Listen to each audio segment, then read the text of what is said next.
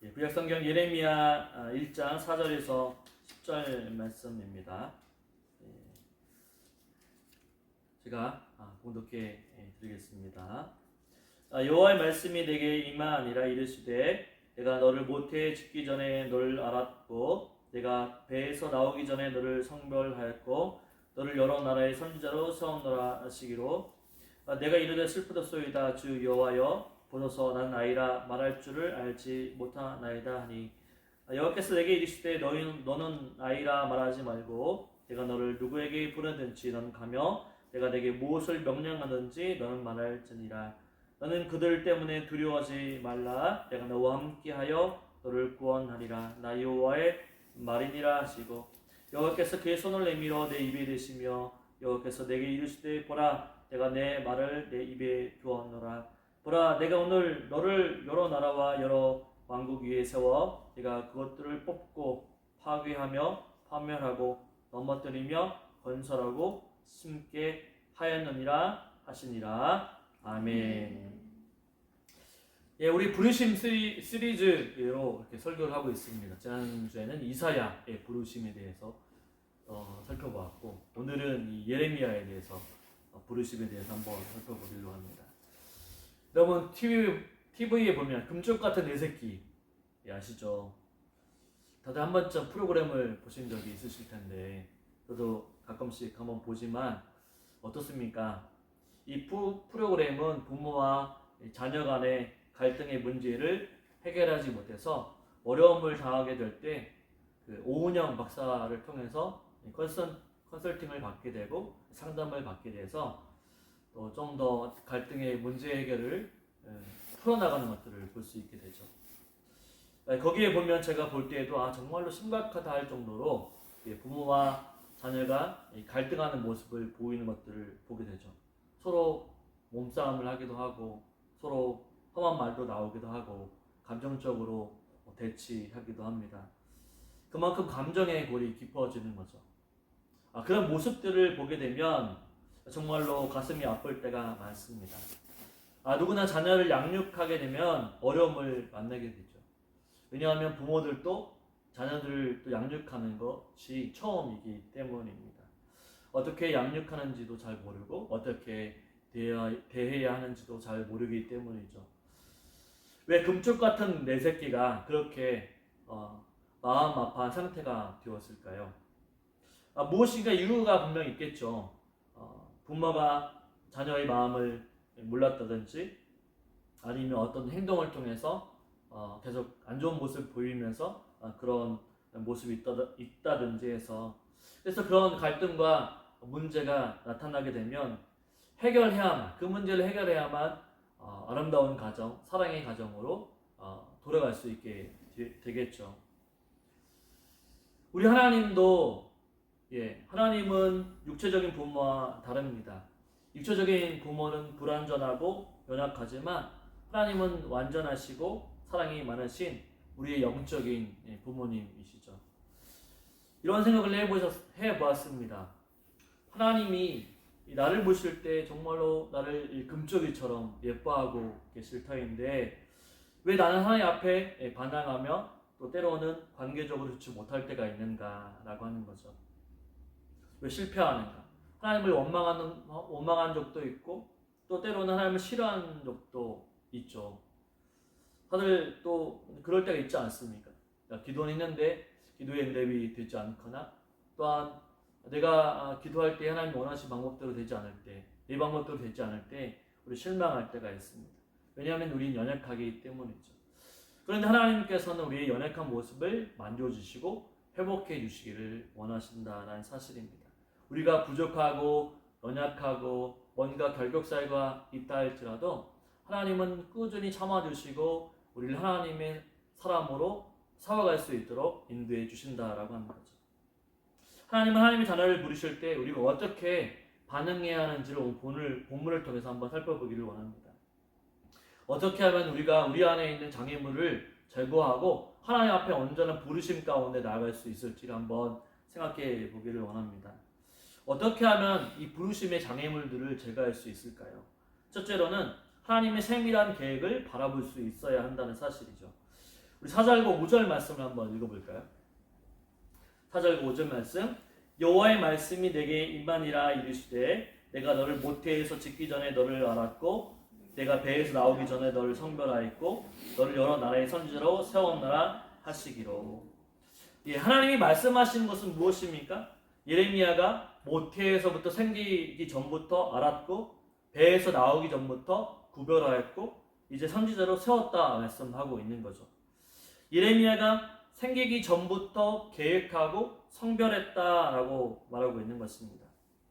하나님이 예레미야를 선지자로 부르실 때에는 하나님의 정확하고 세밀한 계획들이 다 준비되어 있다라고 하는 거죠.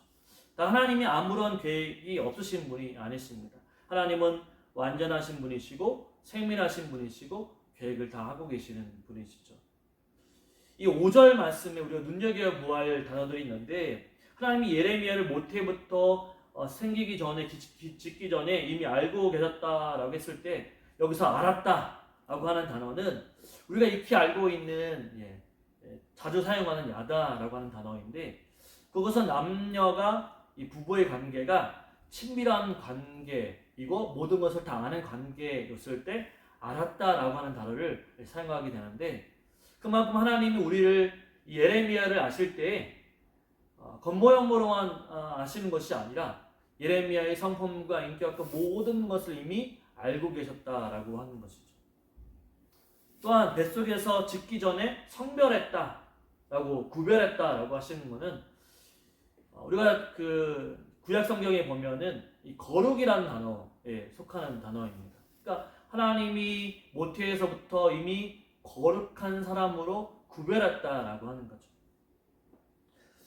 이건 정말로 우리에게 놀라운 일을 말하고 계시는 겁니다. 우리가 짓기 전부터 모태에서 생기기 전부터 하나님께서는 예레미야를 구별하셨고 성별하셨고 이미 알고 계셨다라고 하는 거죠. 하나님도 예레미야뿐만 아니라 우리를 지금 이렇게 예수를 믿고 하나님 나라를 위해서 살아가는 것도 하나님이 이미 우리를 모태에서부터 짓기 전에부터 아셨고 또한 모태에 생기기 전부터 구별하셨고 하나님의 일을 하기 위해서 우리를 세워주셨다라고 하는 거죠. 이 얼마나 놀라운 말씀입니까? 하나님은 이미 우리를 이 땅에 태어나기 전부터 알고 계셨다라고 이야기하고 있는 거죠. 하나님이 이 계획하심은 놀랍다라고 말할 수 있습니다. 하나님의 시간, 하나님의 타이밍 안에서 하나님이 미리 작정하시고 계획하시고 세우셨다라고 하는 거죠. 하나님의 어떤 큰 계획 안에 우리가 다 그 안에 있다라고 하는 거죠. 절대로 이 세상을 살아가는 데 있어서 우연은 없다라고 하는 것입니다. 하나님 모든 것을 다 치밀하게 계획하시고 역사하신다라고 하는 거죠. 하나님은 세밀하신 분이시죠. 우리 인생 가운데도 세밀하게 역사하시는 분이십니다. 하나님은 이 세상을 창조하실 때에도 첫째 날, 둘째 날, 셋째 날, 그리고 넷째 날, 다섯째 날, 여섯째 날 그렇게 아름답게 철저하게 계획을 가지고 세우셨습니다. 창조하셨죠. 하나님의 부르심 가운데에는 이렇게 절대로 헛된 부르심이 없다라고 하는 거죠. 하나님이 철저한 계획 가운데 있다라고 하는 거죠. 오늘 우리에게도 하나님은 자신의 사역을 감당하도록 우리를 부르시고 계시는데 하나님은 나보다 먼저 나를 알고 계셨다라고 하는 것입니다. 내가 만들어지기 전부터 나를 알고 계셨고 내가 내 존재가 어떠한지를 이미 하나님은 알고 계셨다라고 하는 거죠. 우리가 잘 부르는 찬양 중에 토미 워커가 지은 나를 지으신 주님이라는 찬양이 있습니다. 이런 찬양 중에 가사는 이렇게 되어 있죠. 나를 지으신 주님 내 안에 계셔 처음부터 내 삶은 그의 손에 있었죠. 내 이름 아시죠? 내 모든 생각도 내 흐르는 눈물 그가 닦아주셨죠. 이미 하나님은 우리의 창세전부터 우리를 이미 알고 계셨고 우리를 세밀하게 준비하고 계셨다라고 하는 것이죠. 하나님이라고 하는 존재를 우리가 생각할 수 없을 때부터 하나님은 이미 우리를 아셨고 나를 구별해 주셨고 나를 세워 주셨다라고 하는 것이죠. 우리가 모태부터 생기기 전에 하나님은 인식할 수 없을 그때부터 이미 우리를 선택해 주셨다라고 하는 것입니다. 내가 어떠한 능력이나 재물이나 물질이나 가진 것이 전혀 없을 때 하나님은 이미 나를 선택하시고 계획하시고 세워 부르셨다라고 하는 것이죠. 놀랍지 않으십니까? 내가 할 수 있는 것이 아무것도 없을 때 하나님은 우리를 부르시고 계획하시고 이끄셨다라고 하는 것이죠.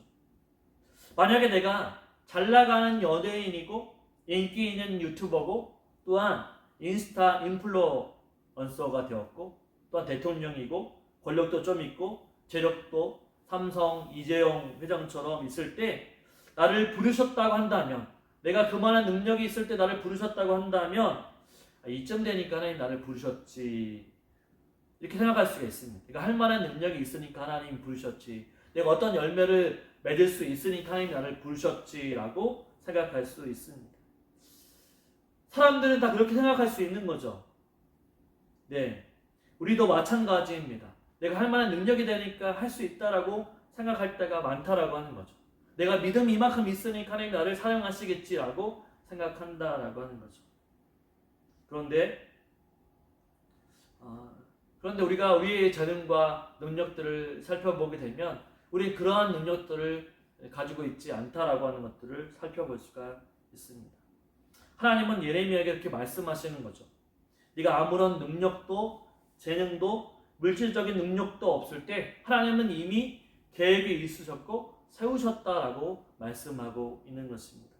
그러니까 전적으로 나의 공로로 되어진 것이 아니다라고 하는 것을 하나님은 예레미야를 통해서 말씀해 주고 있는 거죠. 힘이 있을 때, 능력이 있을 때, 권력이 있을 때 너를 선택하는 것이 아니라 너가 아무것도 없을 때 너를 선택했다라고 말씀해 주고 있는 것입니다. 하나님은 철저한 하나님의 계획 속에서 일을 진행하고 나가십니다. 어느 날 우리를 갑자기 부르시는 게 아니죠. 이 사실을 아는 바울은 갈라디아서 1장 15절 16절에서 이렇게 고백하고 있는데, 제가 읽어드리도록 하겠습니다. 그러나 내 어머니의 태로부터 나를 택정하시고 그의 은혜로 나를 부르시니까 그의 아들을 이방에 전하기 위하여 그를 내 속에 나타내시기를 기뻐하셨을 때에 내가 곧 효력과 의논하지 아니하고. 사도 바울도 예수님을 만난 이후에 이방인의 사도로 부르심을 받았을 때 그의 은혜로, 내가 모태에 있을 때부터 그의 은혜로 나를 부르셨다라고 말씀하고 있죠. 바울도 꽤나 살펴보게 되면 꽤나 능력 있는 사람이었습니다. 꽤나 정치적으로 또한 재능적으로 물질적으로 또 충분히 또 하나님의 일들을 감당할 만한 사람이었지만 그때 부르시지 아니하고 정말로 모든 것이 사라지게 될 때 하나님이 그를 하나님의 사도로 부르셨던 것이죠. 그래서 그의 은혜로 나를 부르셨다라고 말씀하고 있는 것입니다. 하나님이 저와 여러분을 하나님의 자녀로 부르셨습니다. 하나님의 일꾼으로 부르셨죠. 하나님의 사역자로 부르셨습니다. 하나님의 일을 하라고 부르셨죠. 그것도 모태에서 생기기 전부터 우리를 부르신 줄 믿으시길 바랍니다. 하나님은 우리가 아무것도 없을 때 하나님의 일을 하라고 이미 예전부터 계획해 놓으신 줄 믿으시길 바랍니다. 그래서 힘이 있을 때 하나님을 섬기는 것이 아니라 우리의 힘이 없을 때라도 하나님을 섬겨야 한다라고 하는 거죠. 우리가 부족할 때 나는 못한다라고 하는 것이 아니라 하나님은 그 부족함을 알고서도 우리를 선택하시고 부르신다라고 하는 것입니다. 그래서 우리가 부르심의 장애물을 제거하려고 한다면 하나님을 알지 못하고 있을 때 우리를 부르셨다.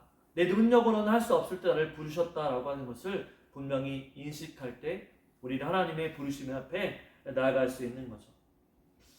두 번째로는 어떻게 하면 부르심의 장애물을 제거할 수 있는가? 바로 있는 모습 그대로, 연약한 모습 그대로 순종하면 된다라고 하는 거죠. 우리 6절 말씀을 한번 읽어보도록 하겠습니다. 6절 말씀, 내가 이르되 슬프도소이다 주 여호와여 보소서 나는 아이라 말할 줄 알지 못하나이다 하니. 아멘.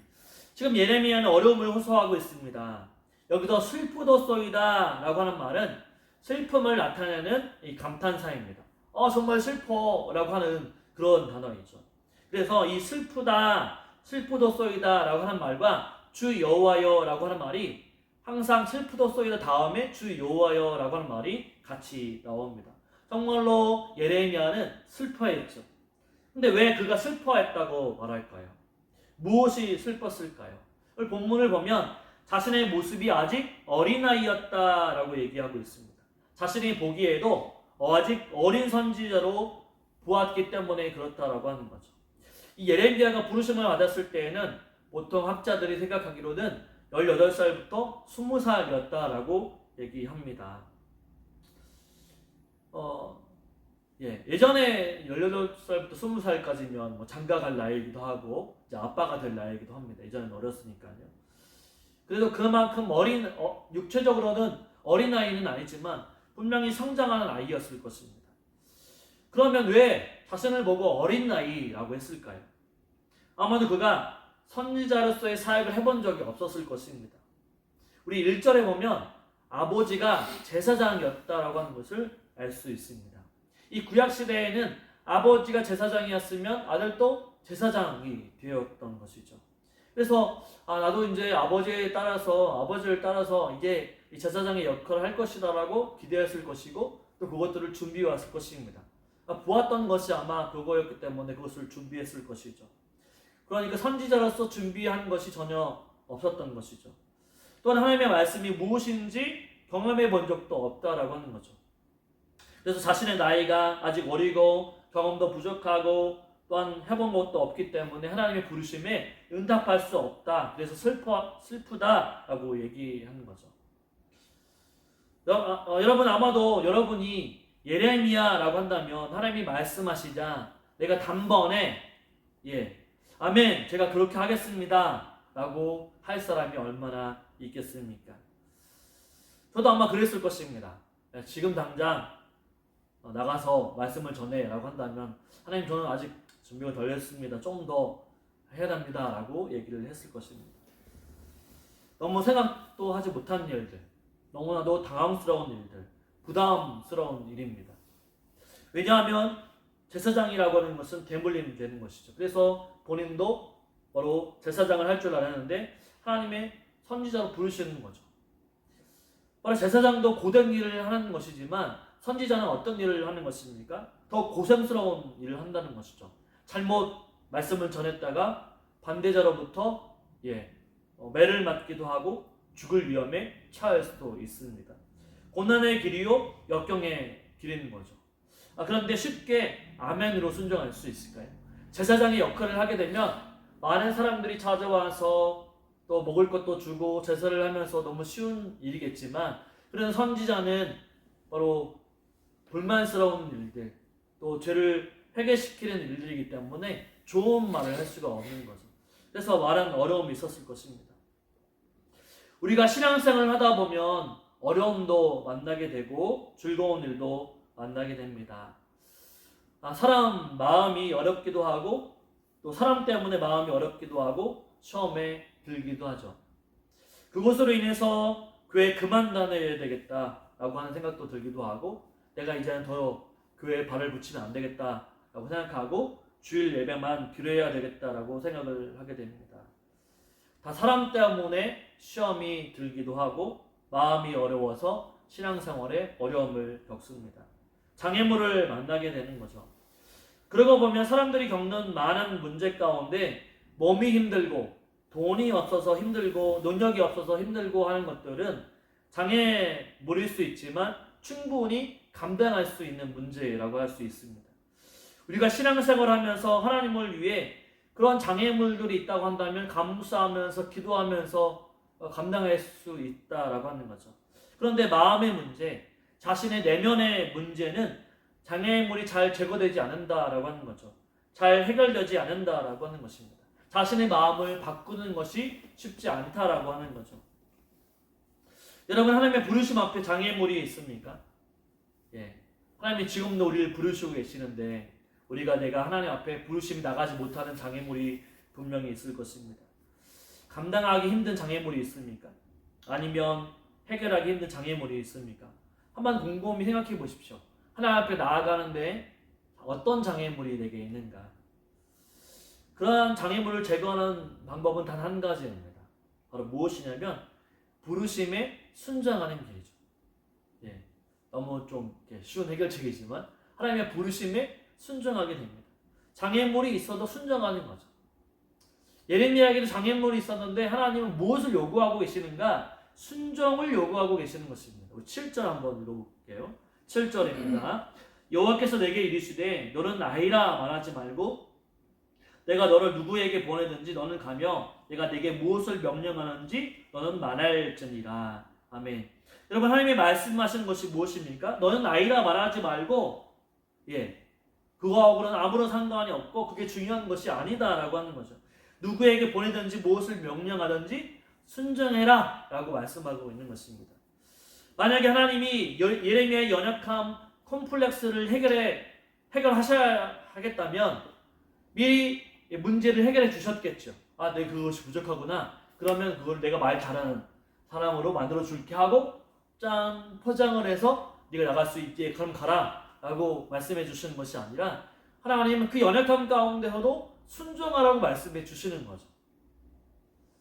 그러니까 이런 생각을 우리가 해보면 됩니다. 신앙생활 가운데 가장 중요한 게 있다고 한다면 내가 무엇인가 갖춰지고 나서 하나님이 일을 하겠다라고 하는 것이 아니라 하나님 앞에 순종하게 되면 일이 갖춰지게 된다라고 하는 거죠. 그런데 하나님은 우리에게 무엇을 요구하시는가? 예레미야뿐만 아니라 우리에게도 내가 너를 누구에게 보내든지 간에 너는 가고 내가 내게 무엇을 명령하든지 간에 너는 말할지니라 라고 하면서 하나님은 예레미야에게 순종을 요구하십니다. 먼저 가라고 하는 거죠. 가서 무엇을 명령하든지 말하면 된다라고 하나님은 얘기해 주시는 거죠. 그 위에 하나님이 책임져 주신다라고 하는 거죠. 책임이라고 하는 거 제가 8년까지 수고했던 안양석 수교회에서 행정목사를 했죠. 행정목사는 교회 여러 가지 사역에 대해서 조율하고 담임 목사님께서 책임을 주심으로 말미암아 그 역할을 감당하는 사람이죠. 그러니까 담임 목사님 말씀하시면 그 부분에 대해서 순종하고 책임을 져야 하는 자리입니다. 이 행정목사라고 하는 것이 어려운 자리이긴 한데 행정목사가 전임 사역자에게 사역을 맡기면 그 전임 사역자는 그 일에 순종하면 되는 거죠. 그 일이 잘 됐거나 또 안 됐거나라고 하는 것은 행정목사의 책임이고 담임 목사님의 책임인 거죠. 그러니까 밑에 있는 사람은 위에 있는 상급자가 시키면 시키는 대로 하면 되는 것이죠. 그 책임은 상급자가 책임을 지기 때문이죠.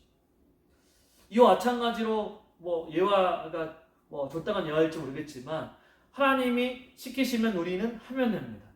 그러나 안 될 때의 책임은 하나님께 있다라고 하는 거죠. 제가 이 말씀을 하는 이유는 무엇인가? 하나님이 명령하셨으니까 하나님이 책임지신다라고 하는 사실입니다. 내가 책임지려고 하니까 못하고 염려하고 근심하고 나는 말을 하지 못한다라고 얘기한다라고 하는 거죠.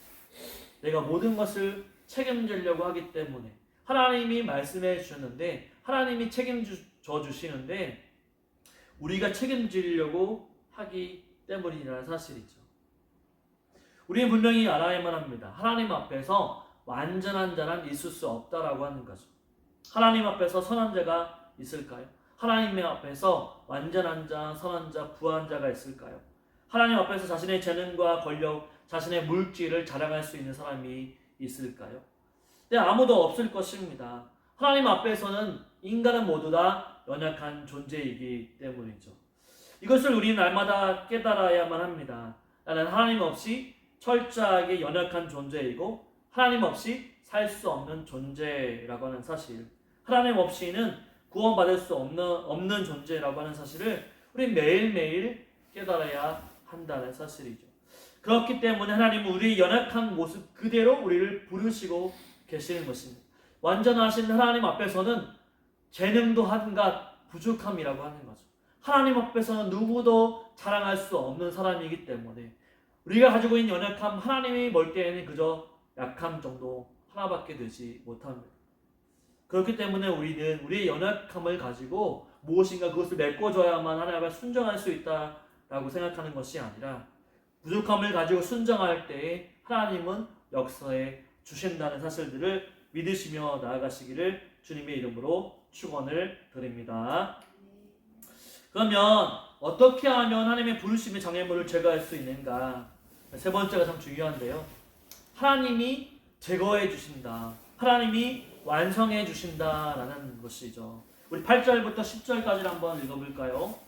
너는 그들 때문에 두려워하지 말라. 내가 너와 함께하여 너를 구원하리라. 나 여호와의 말이니라 하시고, 여호와께서 그의 손을 내밀어 내 입에 대시며 여호와께서 내게 이르시되, 보라 내가 내 말을 내 입에 두었노라. 보라 내가 오늘 너를 여러 나라와 여러 왕국 위에 세워 내가 그것을 뽑고 파괴하며 파멸하고 넘어뜨리며 건설하고 심게 하였느니라 하십니다. 아멘. 하나님은 분명히 예레미야의 두려움을 알고 계셨습니다. 예레미야는 8절에 나오는 그들 때문에 두려웠다라고 하나님은 분명히 알고 계시죠. 너는 그들 때문에 두려워하지 말라. 그들이란 누구를 말하는 것일까요? 아마도 하나님을 대적하는 사람들일 것입니다. 바로 하나님을 섬기지 않고 이방의 우상들을 섬기는 사람들이겠죠. 예레미야가 부르심을 받았을 때에는 악한 왕인 이 므낫세가 통치하던 시대였습니다. 이방의 우상을 섬기는 사람이었죠. 또 후대에 그 므낫세 다음에 요시야 왕이 나오는데, 요시야 왕은 선한 왕이고 종교개혁을 일으켰던 그런 왕이죠. 근데 그 전에는 문란하고 되게 극악하고 또 하나님을 잘 몰랐던 시대였기 때문에 하나님께서는 그들을 두려워하지 말라라고 얘기하고 있는 것이죠. 그렇기 때문에 하나님을 대적하는 자들 때문에 바로 예레미야는 두려움을 가지고 있었던 것입니다. 그런데 하나님은 두려워하지 말라라고 말씀하시면서 내가 너와 함께 하겠다라고 말씀해 주십니다.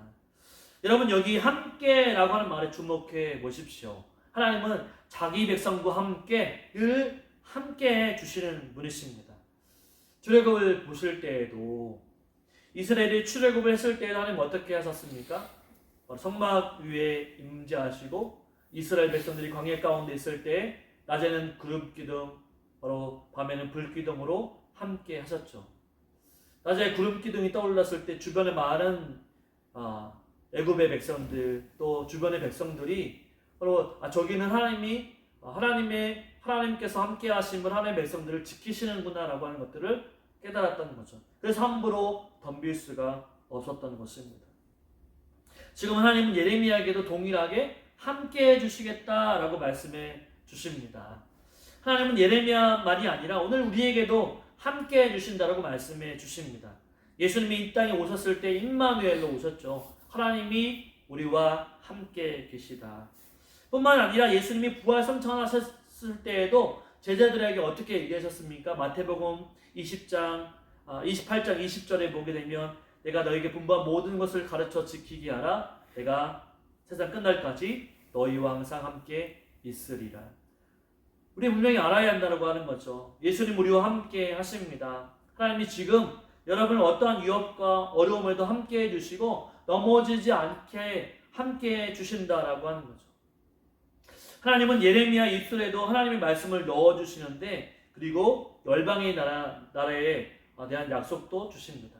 이스라엘뿐만 아니라 열방의 선지자로 세워주시겠다라고 얘기하고 있는 거죠. 정말 중요한 게 있습니다. 지금 보시면 예레미야가 한 일이 있을까요? 이미 예레미야가 저는 못합니다 라고만 말했지, 나머지 부분들은 하나님이 이미 그 일들을 계획해 놓으시고 다 하나님이 준비하시고 그런 일들을 하시겠다라고 예레미야를 통해서 보여주고 있는 것이죠.